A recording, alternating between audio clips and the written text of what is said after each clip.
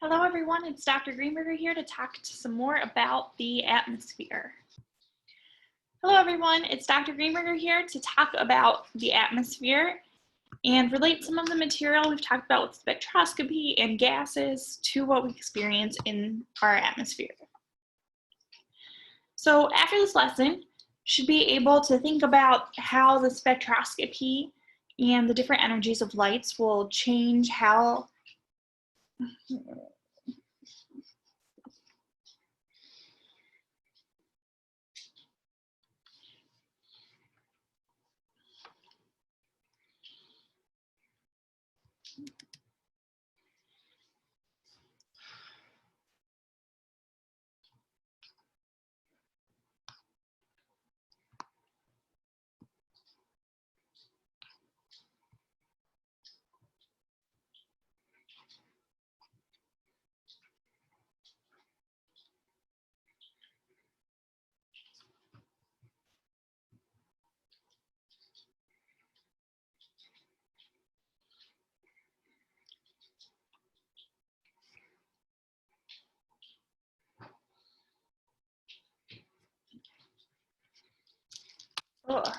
I need to take a Zyrtec. I guess I'm having a little bit of a rash right on my chest. That's not good.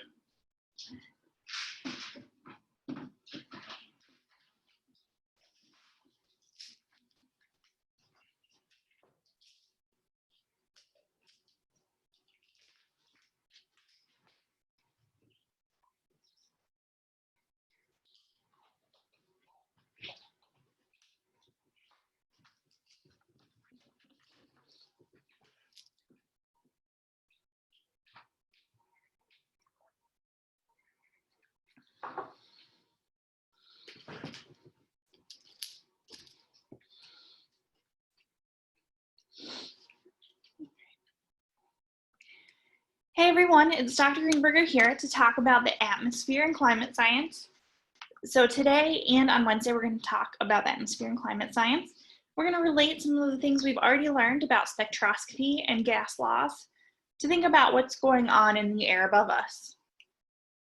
Okay, so let's go ahead and get into it. We know that the atmosphere is made up of this complex mixture of different gas molecules.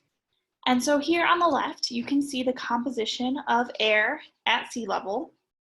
And we say dry air just because we're not including the water that could be dissolved in the atmosphere at different temperatures and different humidity levels. Okay, and so we can see that nitrogen and oxygen make up the largest portion of our atmosphere. Nitrogen is a pretty inert gas. Those triple bonds holding the nitrogens together make it really hard to get it to react and dissociate. And then we have oxygen making up about 21% of the atmosphere, which is important for us as we need that to be able to undergo cellular respiration and produce energy. And then you can see from there down we have this large amalgamation of a bunch of different gases that are all present in pretty low abundances. And so you can see that these values are given in terms of mole fraction, and that's just how many moles of whatever gas we care about divided by all of the moles in the atmosphere. Okay, and so for nitrogen and oxygen, it's nice to be able to say, well, 78% of the moles in the atmosphere are nitrogen, and 21% of the moles in the atmosphere are oxygen. But then when I get down to like xenon, you have to really start counting the zeros to be able to say, you know, what percentage of the atmosphere is from xenon, or you could say, you know, I have 0.000000009 of is the mole fraction of xenon. And so since that's sort of cumbersome to say or report, we use a different unit. And Todd already talked about this in his previous video, but we're going to use parts per million. And this will just literally say of a million moles, how many of those end up being xenon or krypton or methane or whatever gas of interest we have. And so we just take the mole fraction, which we would get from that table, and multiply it by a million, which is also 10 to the 6th. And so we could do this for neon, where we just take the mole fraction here found in the table and multiply it by 1,000,000 then to get this concentration in terms of ppm. So it's way nicer to be able to say neon has a concentration of about 18 ppm rather than saying 0.000018 is its mole fraction. Okay, and so we can also figure out the amount of pressure exerted by a given gas using the mole fraction if we know the total pressure. And so here in State College, the pressure of our atmosphere is a little less than 1 atm. We're a little higher in altitude. And it's thunderstorming right now, so it might even be a little bit lower. And so using this total atmospheric pressure, I want you all to go ahead and calculate the partial pressure of neon.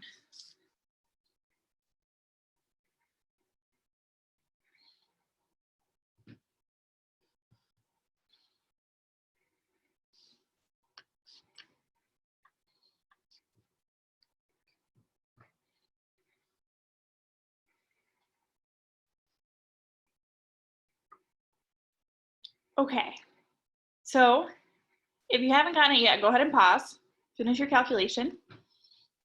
But I'm going to go ahead and write in how I would solve this here. So I would say that the partial pressure of neon is equal to the mole fraction of neon times the total pressure, or the atmospheric pressure, or barometric pressure, or external pressure. There's lots of different ways of saying the total pressure. And so I'll take my mole fraction of 0.1234818 to 0.00001818 and multiply that by my total pressure of 0.987 atm to get a partial pressure of neon equal to 1.794 times 10 to the negative 7th atm. Okay, so pretty low partial pressure. Okay, and that makes sense because there's not very much of it out there causing those collisions to happen. And so we can continue to think about what would be going on here in State College. And so we have an updated mole fraction table specific for, the 16801 area code. Okay. And so as we discussed before, the parts per million of a given gas is going to be equal to its mole fraction times 10 to the 6th. And then we also use the equation that the partial pressure of some gas is equal to its mole fraction times the total pressure. So I'd like you all to try to calculate the concentration of CO2 in ppm. So I'll give you a second to go ahead and try that.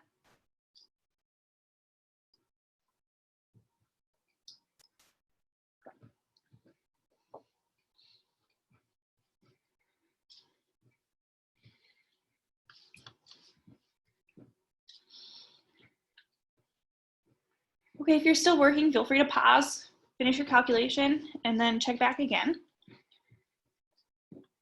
So up in the table, we have our mole fraction of CO2. So to get the ppm of CO2,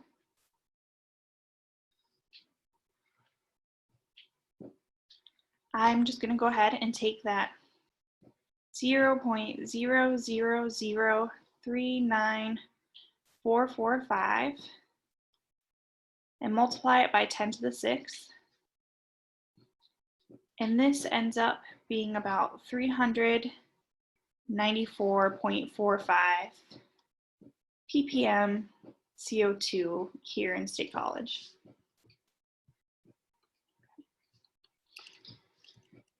And then we can go ahead and analyze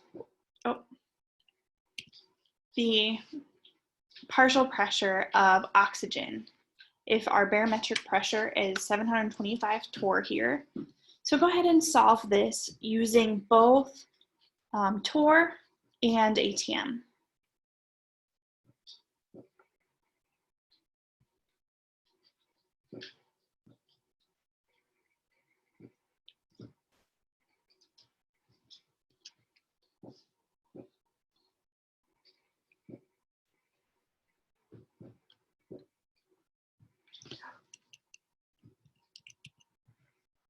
Sorry.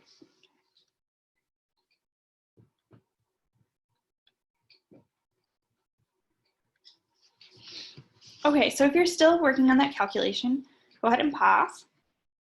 So the way that I would go ahead and solve this is using the equation written in blue above. And I would say that the partial pressure of O2 is going to be equal to the mole fraction of 0.20946 times our total pressure of 725 torr. And that would give me a partial pressure of oxygen in torr of about 151.9 torr. And then to convert that to ATM instead, I'd go ahead and say my 151.9 torr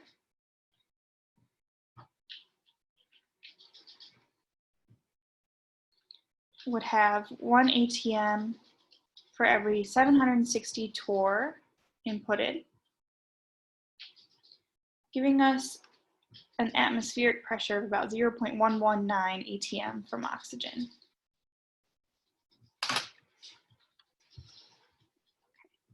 And as we would increase the mole fraction of oxygen, we would increase its partial pressure.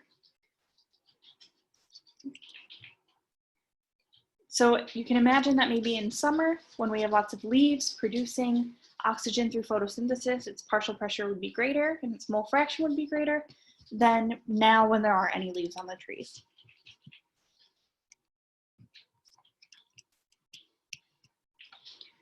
Okay, and so here now we have this graph, which is telling us something about which types of light reach the edge of our atmosphere and which types of light actually reach the ground, the surface of the earth.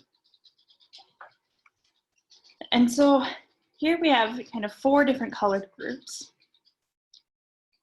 And the first group we have is this yellow plot, which is telling us about the light that reaches the edge of the atmosphere. And then these numbers up here above are telling us the breakdown of that light that reaches the atmosphere.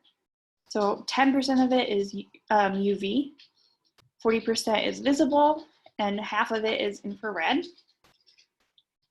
And then we have the orange region. And so that tells us about the light that actually reaches the surface of the earth. And so we can see that overall, less reaches the earth than reaches the atmosphere.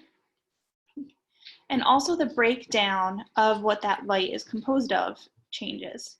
So you can see we go from about 10% UV to 3% UV. Thanks, ozone layer. And then we have more visible light, or higher composition of visible light, and a higher composition of infrared light. And so we can see that as the atmosphere absorbs and reacts with our higher energy UV light and such, we get lower energy visible and infrared light. And so that's sort of a conversion into kinetic energy.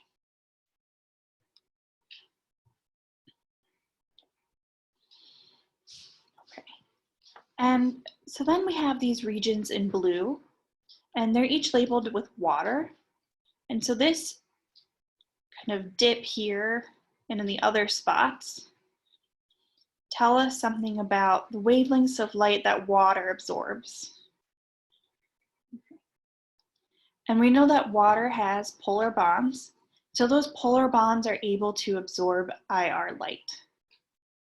And we'll see that that ends up making water a greenhouse gas. Okay, because then it absorbs the heat and retains that kinetic energy. And then we can see here that CO2 is also capable of doing the same thing.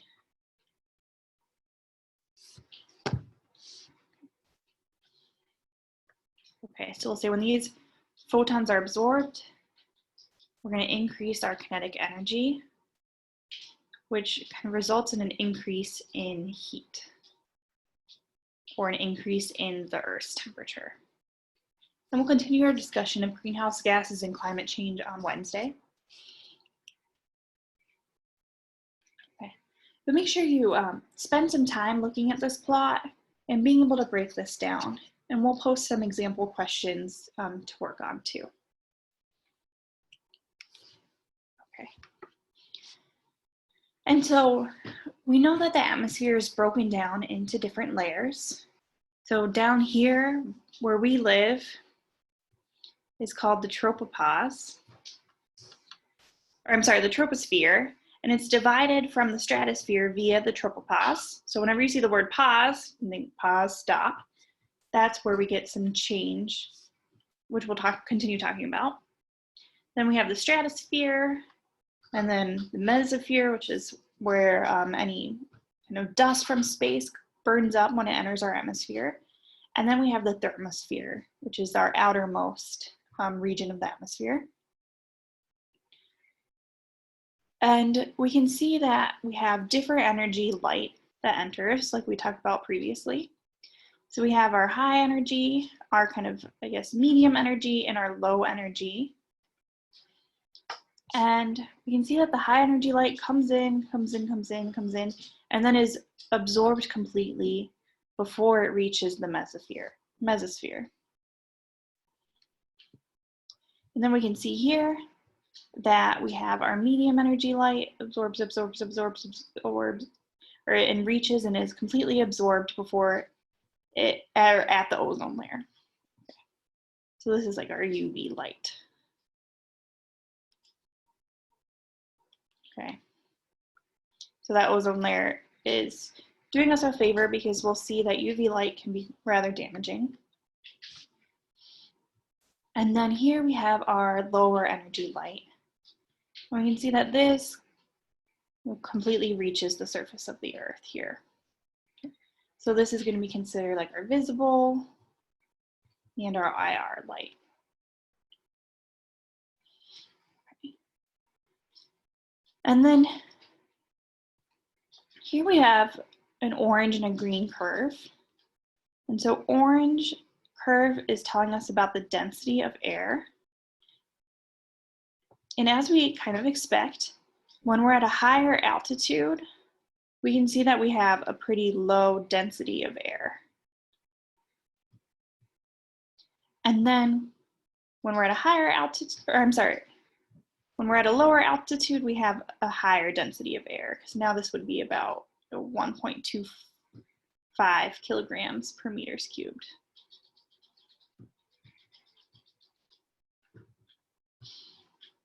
Okay. So as altitude increases, we can see a decrease in density. And I think this is something we've all experienced. This is the idea of altitude sickness. Having a hard time getting enough oxygen to breathe when you're at this higher altitude. And then we think about air pressure. And so air pressure is this green curve. And you can see it follows a very similar trend to density, which makes sense because if we have fewer grams of gas in a given volume, then we're going to have fewer moles of gas in that given volume, so we'll have a lower pressure.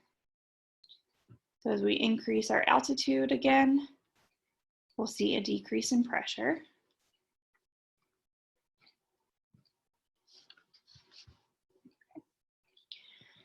And so then finally we have temperature that we can look at. And that's in this, purpley maroon curve. We can see it's not as simple of a trend as it is for pressure and density. And so we're going to have to, stay tuned, and we'll talk more about how this temperature change comes about. But before we discuss this, I want to look at this table that maybe you remember from our first exam period. And this is relating to spectroscopy. And so we said spectroscopy is the study of how light interacts with matter. Okay. And so we know that as our wavelength goes down, our energy goes up. And so these gamma rays with really short wavelengths have a really high energy. And so they're able to change the potential energy of molecules by causing some ionization. So we can see that we've kicked out an electron from this N2, giving it a positive charge. And X-rays are capable of doing something very similar. So both of these are able to ionize, and both of these we would just say are changes in the potential energy. And then UV light is capable of breaking bonds. Okay. So this is a lower energy process than ionization, but it's still a chemical change, and so we would say that this is also a change in the potential energy of our molecules. And this can be dangerous when it comes in and, say, reacts and breaks bonds in our DNA or such. Okay, and so then we reach our visible light, and this causes electronic transitions. And so we say that this is more related to color. And you can remember when we calculated these different wavelengths for moving electrons around in the hydrogen atom using the Bohr model. And so then we reach our infrared light, which is most of the light that reaches the Earth's surface. We say that causes vibrations and translations of molecules. And so that's, when we think about molecules dancing, so whether their bonds start to move like this, or all kinds of different ways. Okay. And so, we're thinking about molecules, bonds, moving and such. So this would be a change in kinetic energy. And then what microwave radiation does is just, it changes or helps molecules rotate around in different ways. Okay. And so this would also be kinetic energy change. And then radio waves, which are our lowest energy, change the nuclear spin of molecules. And so what we see is that the way that the different types of light react with different types of molecule can affect a vast range of the phenomena that we see in the sky. And so we can kind of bring that idea back to the strange trend in temperature. And so it turns out that these, different kind of inflection points in temperature are what define the different regions of the atmosphere. And so what we see is if we focus first on the thermosphere, since temperature is on our x-axis, over here this would be considered to be hot. So we can see the thermosphere is actually fairly hot. It gets hotter as we go up higher.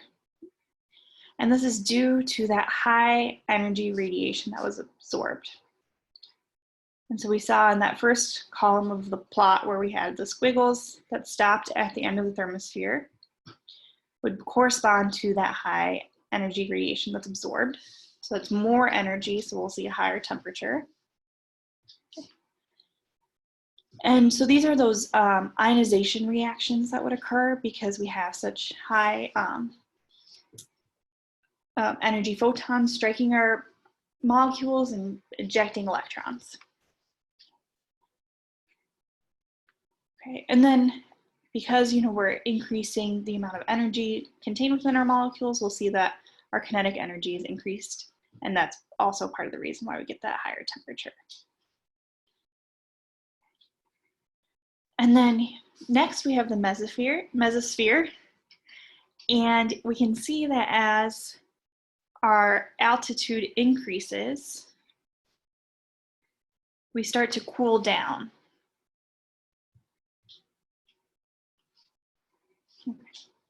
And this is largely due to the fact that we're decreasing the density of gas, and we're not absorbing very much radiation in this region.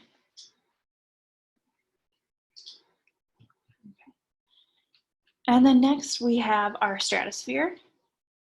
And we can see that as we increase our altitude, the temperature does go up a bit. And this is largely due to the UV light that's absorbed at the ozone layer. And then finally we have the troposphere, which is where we hang out. And so this is where a lot of the infrared radiation is absorbed. And that radiation is translated directly into heat. And we also have a higher density of gas. So we're able to have more collisions, more kinetic energy in that sense, in addition to that absorption of infrared light.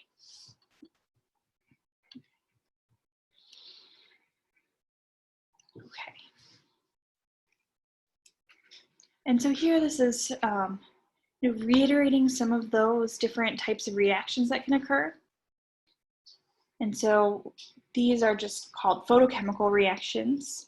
So the reactions that involve photons. And so here we have an excitation reaction. So this kind of star here just says that now we're not in the ground. All of our electrons are not in the ground state.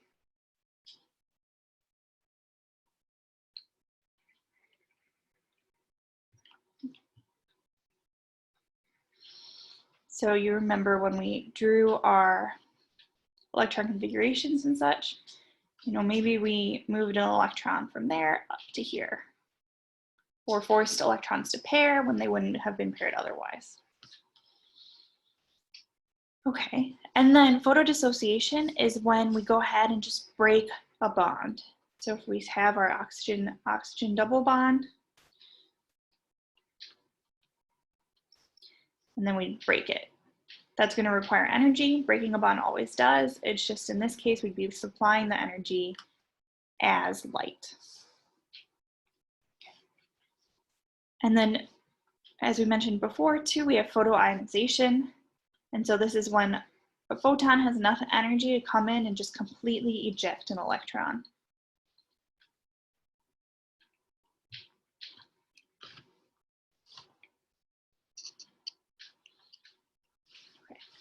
And so one place where we see this photoionization that actually occur with our eyes is when we're looking at the northern lights. So when we have these reactions, as listed up here, occurring in the upper atmosphere,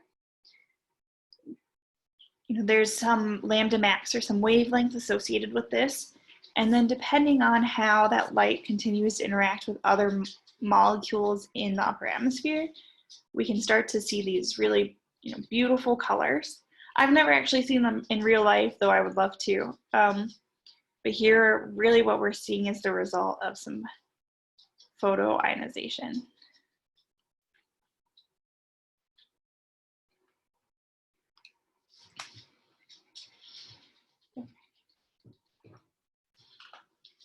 Okay, and so that's all that I have to say about the atmosphere for now. But we'll continue discussing the atmosphere and its composition when we're discussing greenhouse gases and how those affect our climate and its changing. So have a great day, and I'll talk to you soon. Good job.